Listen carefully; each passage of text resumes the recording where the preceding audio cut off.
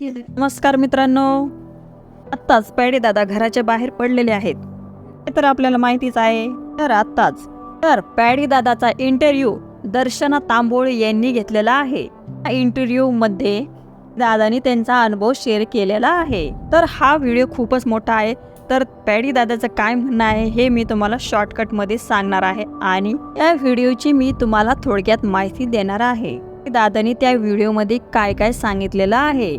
Video शेवटपर्यंत बघा. तर पॅडी दादानी घराच्या बाहेर पडल्यावर निराशा व्यक्त केलेली आहे आणि त्यांची खरी बाजू दाखवण्याचा प्रयत्न केलेला आहे आणि स्पर्धेत पुढे जाताना खेळ उंचावला. काही स्पर्धक खोटं वागत होते त्याबद्दलही त्यांनी विचार मांडलेले आहेत.